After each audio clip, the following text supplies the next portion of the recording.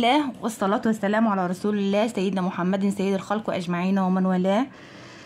أحب أرحب طبعا كالعادة بكل المشتركين الجدد معايا وأقول لكم إن شاء الله دايما تكونوا بخير وشرفتوني ونورتوني على قناة المتواضعة. ويا جماعة ما تنسوش اللايك والكومنت بالله عليكم، أنا متشكرة جدا برضو لللايك والكومنتات اللي بتبعتوها لي وبدعمكم أنا بستمر، وان شاء الله دايما يا رب تكونوا بخير ومن ايد لايد تكبر وتزيد. امانه بالله عليكم بالله عليكم اللايك وكومنت امانه عشان توصل لغيركم. ونشوفوا الورده. انا طبعا عملت النموذج ده هشرحه مع حضراتكم دلوقتي، وكل ما تبدعي وكل ما تصبري بشغلك بيطلع احسن، وان شاء الله دايما ربنا يحسن ما بين ايدينا وما بين ايديكم جميعا، وربنا يوفقنا لما يحبه ويرضاه. يلا نبتدي ونشوف عملنا الوردتين الجمال دول ازاي. كالعادة طبعا احنا بنجهز النموذج عشان نشرح عليه. طبعا حضراتكم شايفين الوردة منظرها عامل ازاي، تحفة التحف، وهي من بواقي الخيوط عندك. اي بواقي خيوط عندك تكون ما انتش محتاجاها او ملهاش لازمة او مش عارفة تتصرفي فيها ازاي، شوية صغيرين كده بدل ما نرميهم نستهلكهم ونستفاد بيهم احسن. يلا بينا نبتدي ونشوف عملنا الوردة الجميلة دي ازاي. وممكن تشبكيها برضو، يعني تشبيك وحدات كده ورد جنب بعضه يديكي منظر جميل في النهاية. بسم الله الرحمن الرحيم. نبتدي نعمل ايه الدايرة بتاعتنا اللي احنا متعودين عليه.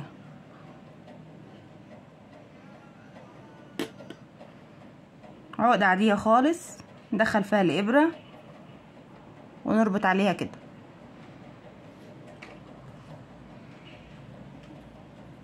هبتدي أعمل 1 2 3 4 سلاسل، وهدخل في أول سلسلة عملناها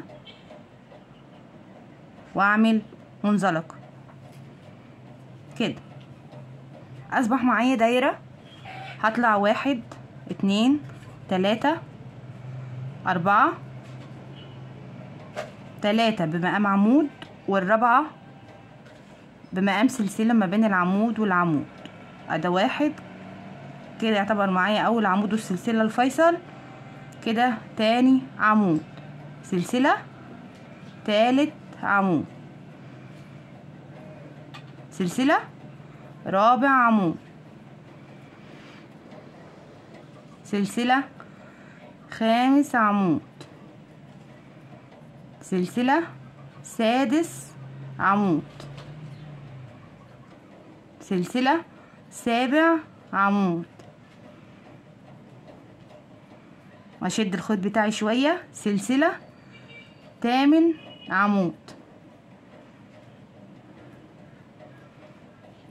سلسلة، تاسع عمود سلسلة. فاكرين الاربعة السلاسل اللي احنا عملناهم؟ هنعد 1 2 3 ونخش فيها، نخش في التالتة دي اللي هي اول سلسلة من اول عمود ونعمل منزلقة كده. اصبح معايا الدايرة بتاعتي اللي انا محتاجاها. بس خلي بالك ايه وانت بتقفلي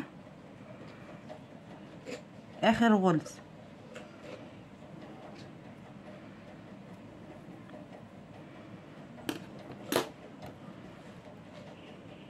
واضحة؟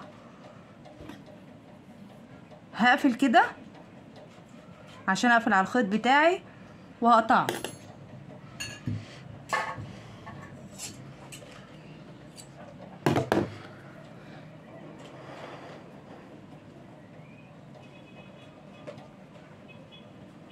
هخش بقى على اللون اللي بعده، اللون الابيض او اي لون انت تختاريه.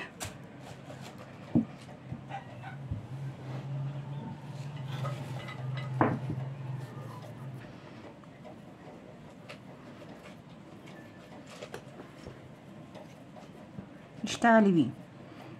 هعمل دايرة السلسلة بتاعتي كده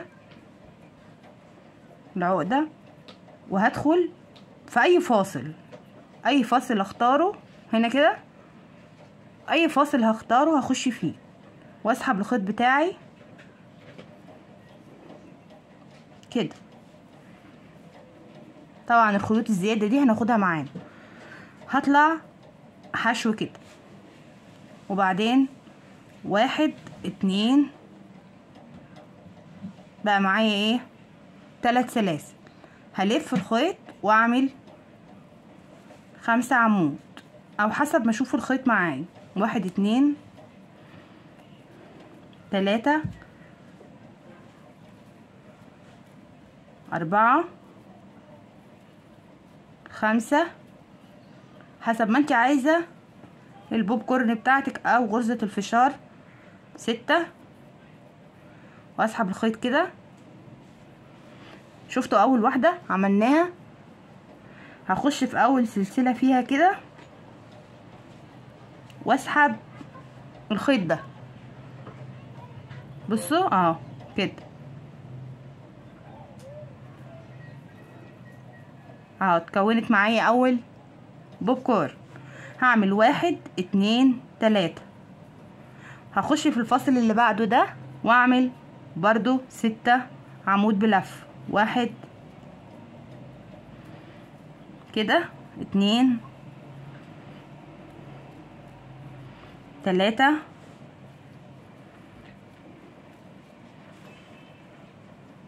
4 5 6 هطلع كده بالخيط، وفي اول عمود عملناه اهو هخش في السلسلة اللي فوق دي واسحب الخيط بتاعي كده. اتكونت معايا تاني واحدة بوب كورن. هعمل 1 2 3 وهكذا. هكمل كل فاصل اهو 1 2 3 4 5 6 واعمل الخيط بتاعي كده. واول عمود عملناه ونسحب الخيط بتاعنا كده، وبعدين 1 2 3 وهكذا. هنكمل للاخر 1 ادي 2 3 4 5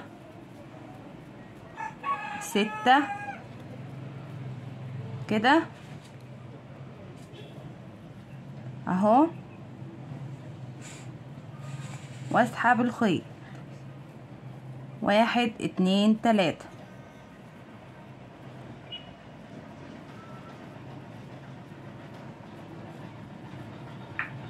شايفينها وضحت ازاي؟ هكملهم بقى لغاية اول واحدة عملناها ونشوف الطريقة والباقي هيبقى عامل ازاي. وصلت هنا لغاية اخر بوب كورن عملتها اهي، قفلت عليها على الستة اللي احنا عملناهم 6 عواميد وقفلت عليها. هاخد 1 2 3 ومكان التقفيل بتاع البوب كورن الاولاني اللي هو ده كده هخش فيه واعمل منزلق. يبقى انا كده ايه قفلت الدور بتاع البوب كورن كله. هشد سلسلة كده واسحب الخيط بتاعي حاجة بسيطة واقطع. طبعا بما انها هي بواقي خيوط فعادي نقص براحتنا مش اشكال. شايفين عاملة ازاي؟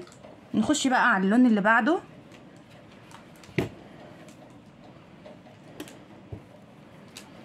اي فاصل برضو هتختاريه، بس انا ارجح ان هو يبقى قبل قبل الخيط اللي احنا قاطعينه عشان ناخد الخيط بتاعنا معانا. كده. ارجح ان هو يبقى قبل الخيط ده كده عشان ناخده معانا. ده الفاصل ده كده هنخش فيه، بس هنعمل العقدة بتاعتنا كده عشان يبقى شغلنا ثابت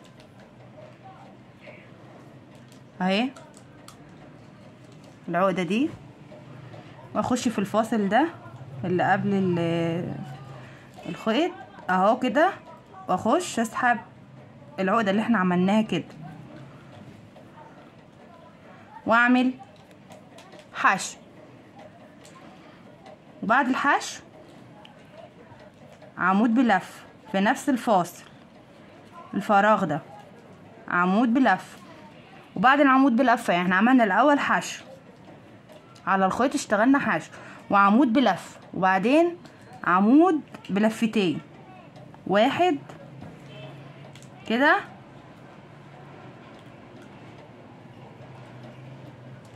واسحب منهم الاتنين. اوريها لحضراتكم تاني، العمود بلفتين كده، نخش جوه الفراغ ونطلع. هنبص نلاقي معانا 1 2 3 4. هسحب من 2 واطلع من 2 ويتفضل معايا 2 اطلع من 2 كمان مرة. عمود بلفتين 1 2 3.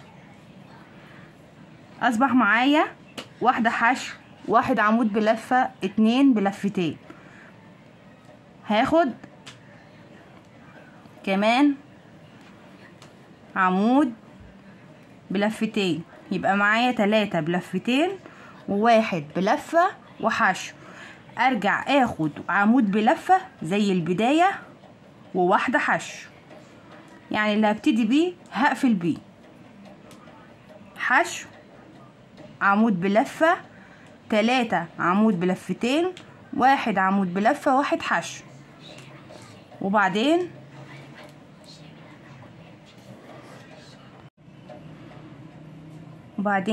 بعد ما عملنا غرزة الحشو، شايفين التقفيل بتاع البوب كورن اهو، التقفيل ده بتاع البوب كورن ما قفلنا على 6 بنخش فيه ونعمل حشو كده ماشي. ونخش على الفراغ اللي بعده ده، الفراغ اللي بعده هناخد داخل الفراغ برضو حشو، الاول حشو وبعدين عمود بلفة، عمود بلفة واحدة، واحد عمود بلفة، وبعدين واحد، ادي اول عمود بلفتين كده، وبعدين تاني عمود بلفتين كده، تالت عمود بلفتين اهو، وبعدين عمود بلفة، وبعدين غرزة حشو معايا كده ايه تاني وردة. وبعدين نخش في البوب كورن، تقفيل البوب كورن، واعمل حشو. وفي الفراغ اللي جنبها اعيد نفس الموضوع، الاول حشو وبعدين عمود بلفة كده، وبعدين عمود بلفتين، واحد 2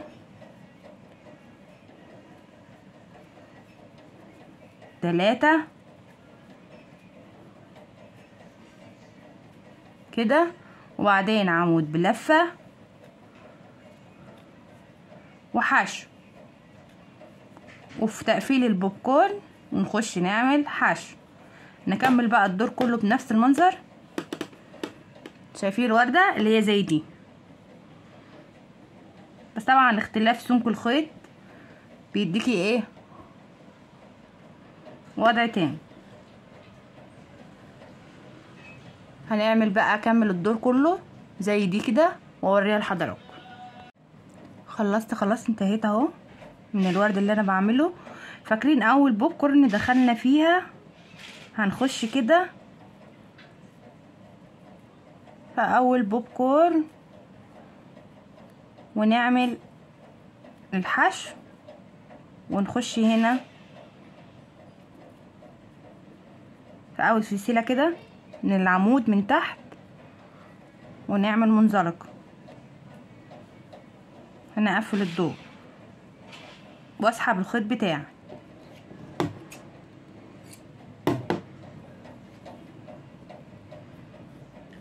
وضحت؟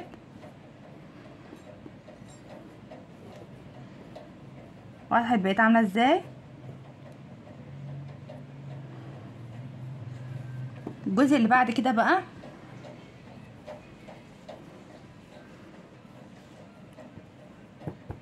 منفصل. هنعمل عقدة، هننفصل عن الوردة شوية. هنعمل عقدة، الوردة اهي، هنعمل عقدة وبعدين 1 2 3 4 5 وهخش في اول واحدة كده زي ما عملنا في البدايات، وهنعمل دايرة.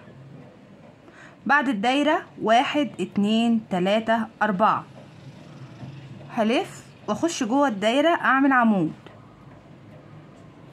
وبعدين سلسلة وبعدين عمود زي ما عملنا هنا، فاكرين دي؟ وبعدين سلسلة وبعدين عمود. كده كام؟ 1 2 3 4 سلسلة 5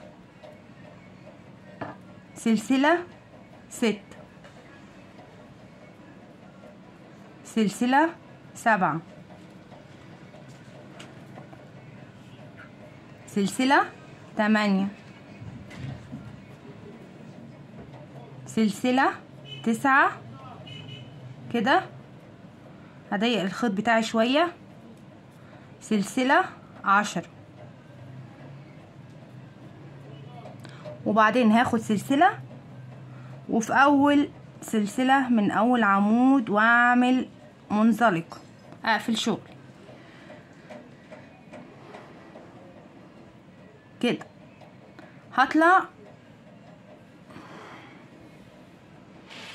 هطلع 1 2 او بصي عشان ما تتلخبطيش عدي للفراغ الاول.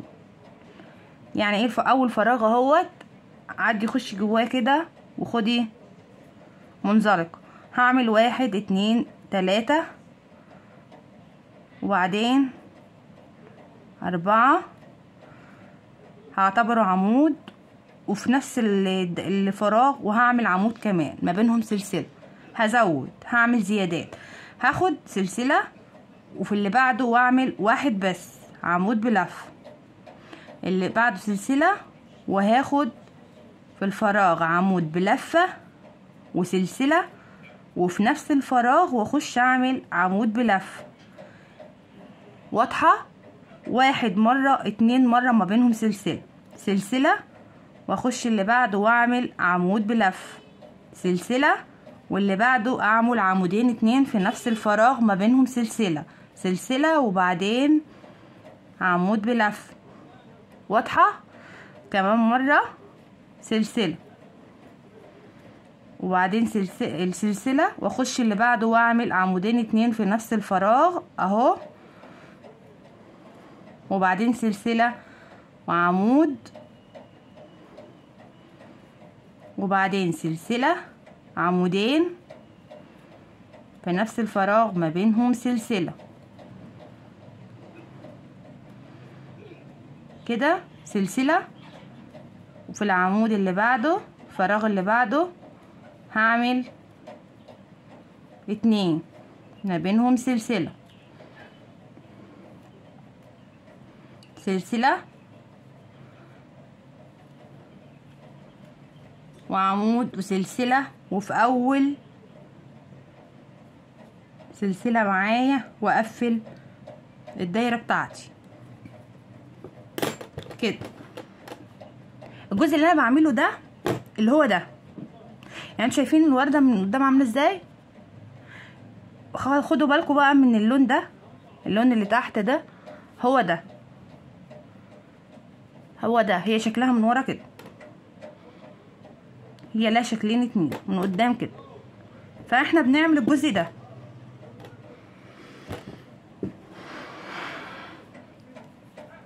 كده اهو. على كل مرة هنوسع الدايرة بتاعتنا، نخش جوه الفراغ ونسحب الخيط ونعمل 4 ونزود 2 ما بينهم سلسلة كده في نفس الفراغ، وبعدين سلسلة و1 وبعدين سلسلة و2 في نفس الفراغ، سلسلة 1 سلسلة 2 سلسلة ما بينهم سلسلة 1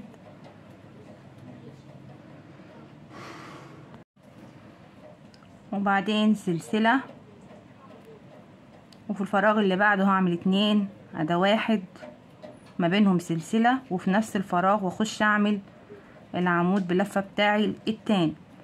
هنكمل الادوار كده، هنبص نلاقي الدايرة بتاعتنا بتوسع معانا، وده اللي احنا عايزينه على قد مقاس الوردة. كمان مرة 1 سلسلة 2 ما بينهم سلسلة. ففي الدايرة بتوسع ازاي كده، بعدين 2 ما بينهم سلسلة كده. هنوصل لاخر فراغ هنعمل 1 بس، وفي اول عمود ونقفل بمنزلق. الدايرة بتاعت توسع معايا هوسعها لغاية ايه الطول المناسب. يعني المفروض ان انا هحط الوردة عليها كده تكون هي باينة منها، يكون اللون باين لي هنا. فانا هوسع الدايرة بتاعتي بنفس الطريقة زي ما وضحنا ازاي، 1 و2 1 و2 لغاية اما اقيس عليها واوريها لحضراتكم. وصلت للي انا عايزاه، الدايرة اللي انا عايزاها. عرفت ازاي هنقيس الوردة عليها كده، شايفين عاملة ازاي؟ يعني اخرها كده اللي انا محتاجاله كده، ان هي يبقى يدوب باين منها الوردة كده. وبعدين هسحب الخيط بتاعي، هقفل واسحب الخيط بتاعي واقص.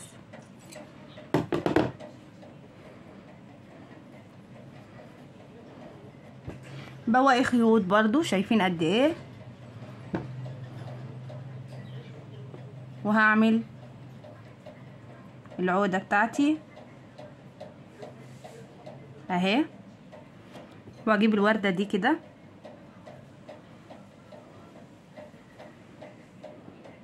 طبعا الظهر اهو هيبقى على الظهر عشان يبقى اللي واضح الناحية التانية، والخيوط دخلها لجوه كده عشان يبقى الوش هو اللي واضح الناحيات. هاجي من اي وردة عملناها هنا كده، فاكرين كنا بنعمل ايه؟ 1 حشو، عمود بلفة، 3 عمود بلفتين، 1 عمود بلفة حشو. العمود التالت اللي هو ابو لفتين ده اللي في النص هندخله هنا، ونخش في فراغ من دول، فراغ من دول، ونسحب العقدة بتاعتنا دي كده. بصوا اهو، ونسحب العقدة كده، وهنقفل عليها حشو، وبعدين هنركن الوردة كده في الفراغ ده اهو اللي تحت ده. الوردة بتاعتي اهي يا دوب قفلنا بس عليها بحشو في الفراغ بتاعي ده، واخش هعمل عمود بلفة 1 كده، وبعدين عمود بلفتين ما بينهم سلسلة عفوا كده، وبعدين عمود بلفتين،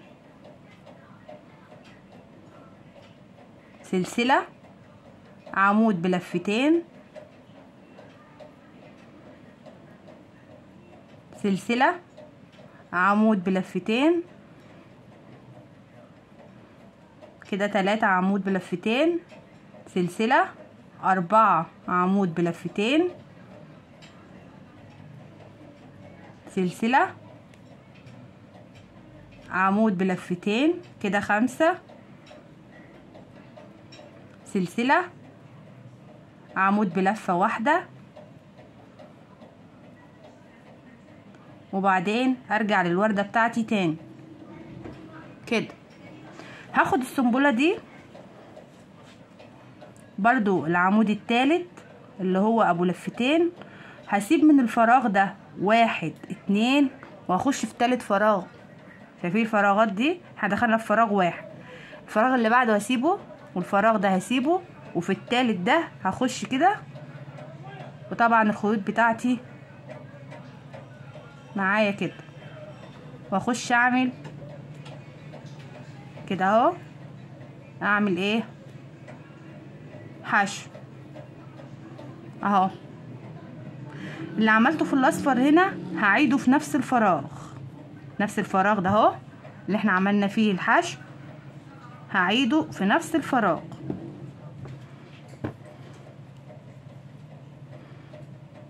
هعمل عمود بلف 1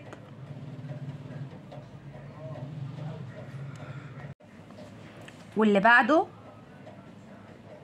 في ما بينهم سلسلة، واللي بعده عمود بلفتين 1، سلسلة، عمود بلفتين، ادي 2، سلسلة، 3، سلسلة، 4، سلسلة، 5، سلسلة، عمود بلفة، وبعدين هاخد السنبلة ديت، بس هسيب هنا ايه كام فراغ، 1 2 3، وهلزق شغلي كده 1 2 3، وهخش في التالت. شفتوا اللي هو العمود التالت ابو لفتين اللي احنا عاملينه، وهدخل اعمل حشو كده.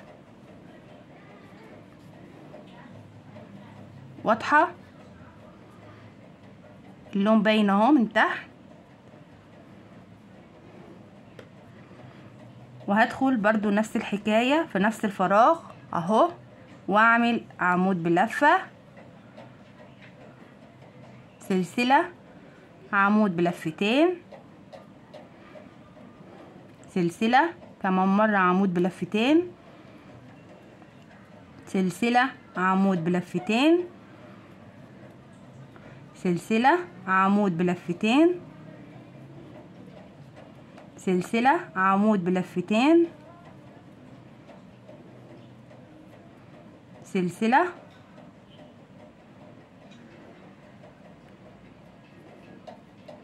عمود بلفة. وهاخد الوردة اللي بعد كده، طبعا الخيوط دخلها لجوه كده لانها هتتدارى، واسيب الفراغ ده 1 2 3، وهدخل هنا واعمل حشو اهو. الخيوط دخلها لجوه، لو عايزه تداريها داريها. وفي نفس الفراغ زي ما عملنا هكرم نفس خطواتي، 1 2، ادي عمود بلفتين،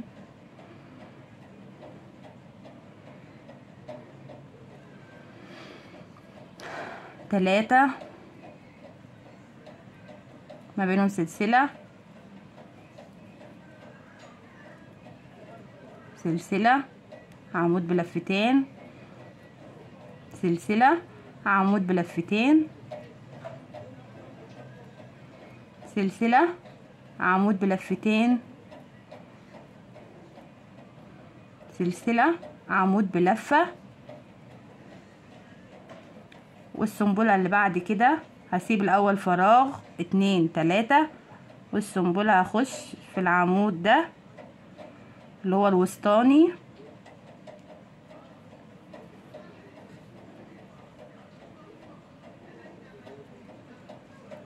واحد 2 3، واخش في الفراغ هنا واعمل حشو كده. واضحة؟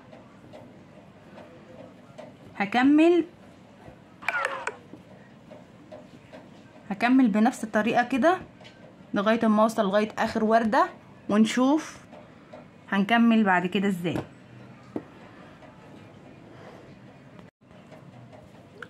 وصلت لاخر واحدة خلاص، خلصت اهو الفراغات وكله، شايفين؟ هخش بقى في اخر واحدة هنا، اول واحدة عملناها اللي هي دي في نفسها، وهدخل واعمل منزلق، هنهي الدور واسحب الخيط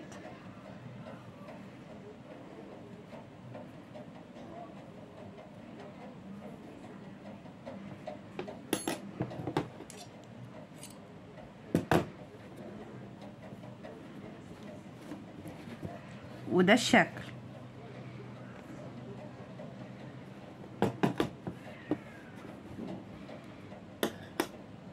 الاصفر هنا بيحل محل الابيض. واضحة؟ هنخش في اللون اللي بعده،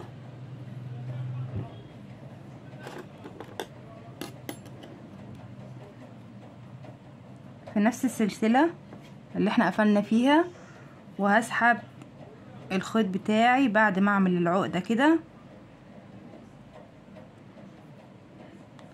اهو، اسحب الخيط بتاعي واعمل حشو. هزين بقى الاطراف بتاعتي، واخد بقية الخيوط دي معايا كده. هخش هنا ما بين الحشو والعمود واعمل حشو، وبعدين 1 2 3، وفي الفراغ ده فاكرين احنا كل عمود كنا بناخد ما بينه سلسلة. هخش في الفراغ ده واعمل حشو واطلع 1 2 3، وفي الفراغ اللي بعده وادخل اعمل حشو 1 2 3، والفراغ اللي بعده حشو كده 1 2 3، والفراغ اللي بعده، وهكذا حشو كده، واللي بعده. واضحة؟ 1 2 3، وهنا حشو، واللي ما بين الاتنين الفيصل ما بين الاتنين اخش اخد حشو، وهنا حشو. الوردة التانية 1 2 3 حشو، 1 2 3 حشو، 1 2 3 حشو، 1 2 3 حشو، 1 2 3 حشو، وفي الفيصل ما بينهم واعمل حشو 1 2 3 كده. نكمل الوردة كلها بنفس المنظر.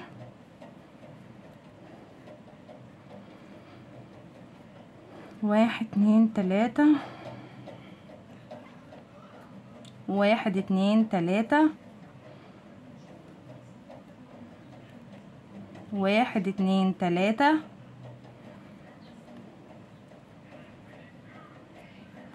وفي الفيصل ما بينهم حشو كده.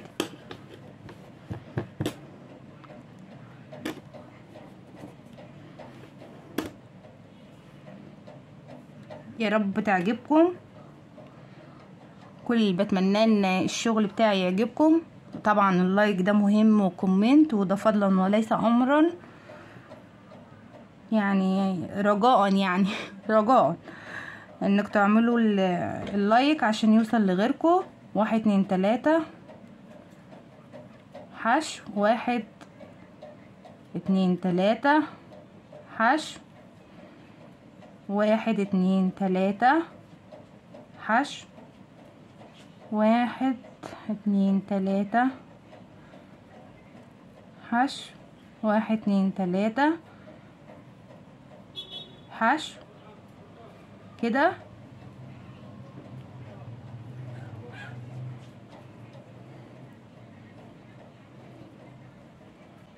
واحد اتنين تلاتة حشو. هنكمل الدور كله بقى يا جماعة كده بنفس المنظر.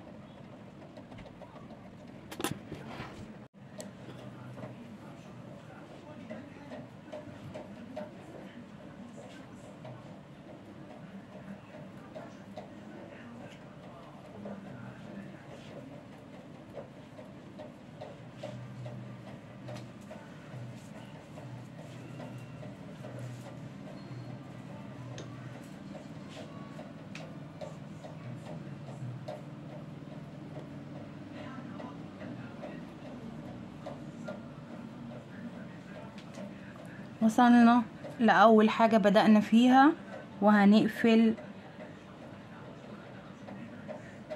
هنا كده في أول سلسلة من تحت بمنزلقة، وأقفل شغلي وأسحب الخيط وإيه وداري خيوطي بقى.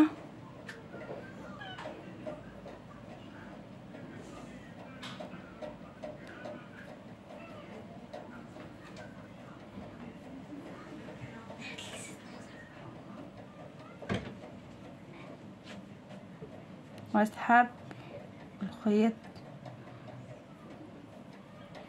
وثبت عليه كده،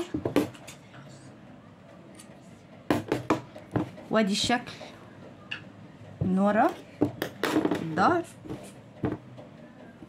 زي دي كده، وادي الشكل من قدام.